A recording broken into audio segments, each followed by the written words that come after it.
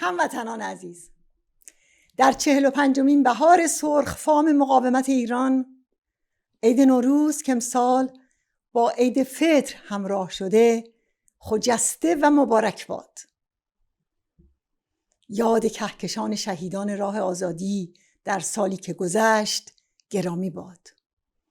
هرچند که شیخ و بقایای شاه تا آنجا که توانستند برای سرقت و پایمال کردن خون آنها با ترفندهای گوناگون از کاری دریغ نکردند.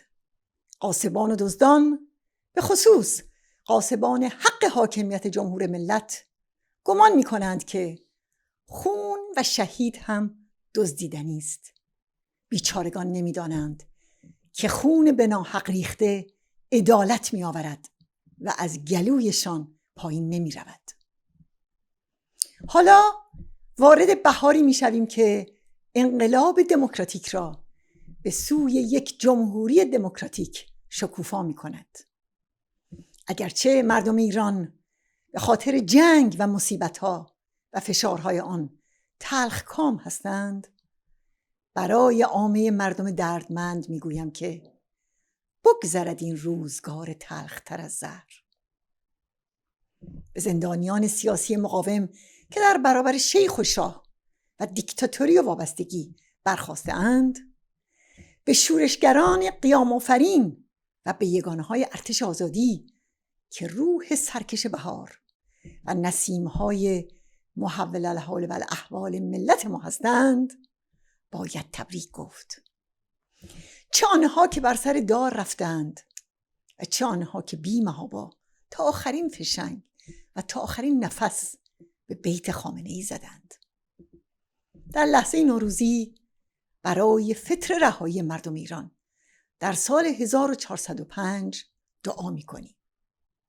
ما برخلاف زادگان شیخ و شاه صلح و آزادی می‌خواهیم. عدالت و استقلال می‌خواهیم. نه قدرت، بلکه انتقال قدرت به مردم ایران را می‌خواهیم. در سالی که گذشت سرانجام خامنه‌ای مرد و همچنان که مسعود گفت خلق زنده می شود. مشروط بر این که نگذاریم حاصل رزم و رنج خونها برباد برود و چرخه 100 ساله استبداد با سرقت حاکمیت ملت ادامه پیدا کند. بله، امسال سال پیشروی و یک آزمایش تاریخی است. هم میهنان، آن قدرتی که سرنوشت تازه را می نویسد، آن قدرتی که ایران را از دیکتاتوری به حاکمیت مردم می رساند و آن قدرت بهارآفرین شمایید. بالاترین قدرت در دست شماست که در طوفان‌هایی مثل انقلاب مشروطه با ایستادگی ستارخان و پیشتازی مردم آزادی ستان آذربایجان و سپس با انقلاب ضد سلطنتی نشان داده اید که هیچ نیرویی یارای ایستادگی در برابر خلقی را ندارد که برای آزادی به پا می‌خیزد. شاه را با آن ساواک جهنمی و آن ارتش بزرگ در هم شکستید و قطعاً می‌توانید شیخ را هم با سپاه پاسدارانش در هم بشکنید. فاشیسم دینی و فاشیسم سلطنتی دیگر در ایران جایی ندارند. رویارویی میان مردم ایران با رژیم در سالی که گذشت فرجام خطوط و شعارهای مدعیان را ظاهر کرد. آنها که برای بازگرداندن ایران به دیکتاتوری شاه تقلا کنند نشان دادند که طرحشان برای فردا دیکتاتوری و سرکوب جامعه و ملیت‌های ستم زده است. شاه پرچم انقلاب سفید و تمدن بزرگ به دست گرفته بود. خمینی چیزی به نام انقلاب اسلامی علم کرد و رفسنجانی از تمدن عظیم اسلامی دم می‌زد. اما در هر دو نظام جوخه‌های اعدام و قتل عام به فراخور مقاومتی که در برابر خود می‌دیدند برپا بود.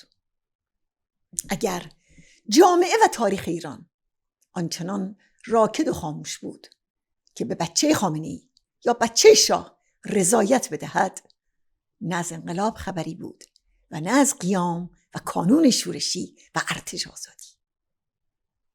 مدت‌ها کلمه انقلاب تابو و تحریم و ترسناک بود تا اینکه جوشش اجتماعی حتی بچه شاه را مجبور کرد به جای انقلاب سفید پدرش به چیز بی ربطی به نام انقلاب شیر و خورشید چنگ بزند. شاه و شیخ در طول تاریخ ایران پیوسته در ستمگری همراه و همزاد و دست در دست یکدیگر بودند، اما مردم ایران و نیروهای انقلاب دموکراتیک برانند که ویرانی 100 ساله را جبران کنند. چشمانداز یک جامعه دموکراتیک که از آغاز مسعود ترسیم کننده آن بوده و مقاومت را به سوی آن هدایت کرده است، الهام بخش مبارزه ماست. آینده را میتوان از همین امروز ساخت.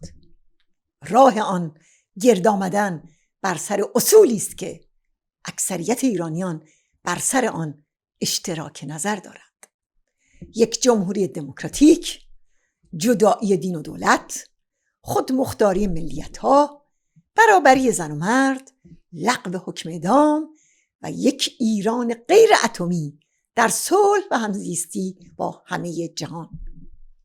دولت موقت برای انتقال حاکمیت به مردم ایران و برپایی جمهوری دموکراتیک با برنامه 10 ماده‌ای برای همین هدف است.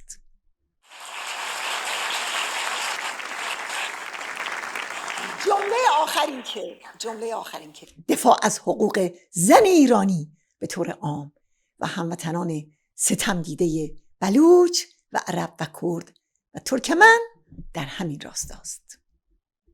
به همه مقاومت کنندگان از اشرف نشانها در سراسر جهان تا مجاهدان اشرف 3 و هواداران این جنبش در داخل ایران که برای این هدف مبارزه می کنند، درود درود.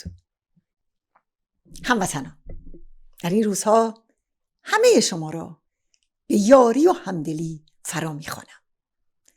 ستم و غارتگری آخوندها بخش زیادی از مردم ما را به ناداری و تهیدستی کشانده است. کمک رساندن به آنها یک وظیفه ملی است. از شما می‌خواهم که در کنار خانواده‌های شهیدان قیام دیما یاد آن لاله‌های سرخ را گرامی بدارید. یاد همه شهیدان راه آزادی را از 30 خرداد سال 60 تا شهیدانی که در هیئت کانون‌های شورشی به قلب دشمن تاختند.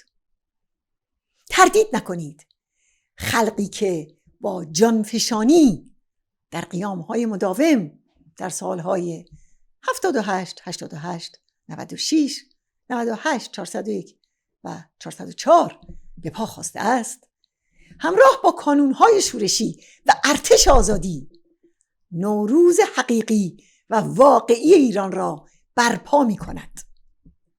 نوروز واقعی ایران عاری از شیخ و شاه و عاری از استبداد و وابستگی.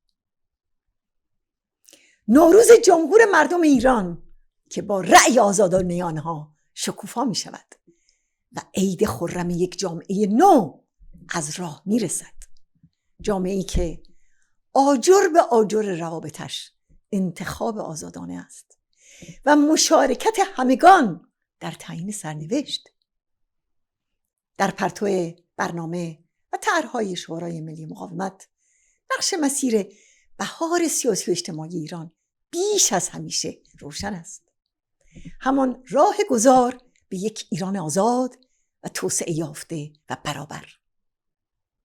بهاری می آید که در آن توسعه اقتصادی و اجتماعی کشور در گروه گسترش آزادی هاست.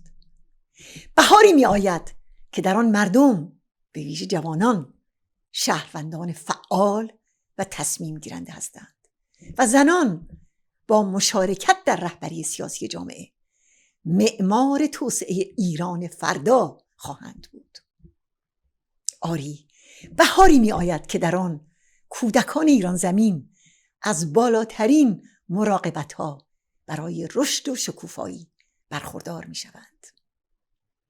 در ایران آزاد، مطابق برنامه شورای ملی مقاومت، نظام شورایی در همه امور و سازمان اداری کشور گسترش خواهد یافت.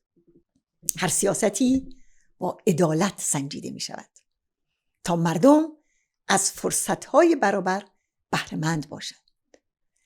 همان عدالت اجتماعی که قرین آزادی و دموکراسی است. در ایران آزاد فقر و بیخانمانی جایی ندارد و جامعه از بالاترین پیشرفت‌های علمی و تکنولوژیک برخوردار خواهد بود. آری، ایران فردا گلستان آزادی و عدالت می شود. هم میهنان، اگر میهن ما ایران امروز زخمی است، به همان اندازه امید در آن ریشه دوانده است. امیدی که از متن همین مبارزه زاده شده و قیام‌هایی که از دل چنین امیدی شعله‌ور می شود. در این لحظات طلوع سال جدید به یاد خواهران و برادران شجاعی هستیم که در زندان‌های رژیم در اسارت هستند. به آنها میگویم زمان شکسته شدن درهای زندان‌ها و همه قل و زنجیرها توسط مردم ایران دور نیست. یا مقلب القلوب و الابصار، یا مدبر اللیل و النهار، یا محول الحال و الاحوال، حول حالنا الی احسن الحال. آغاز سال 1405 و بهاران بر شما مبارک.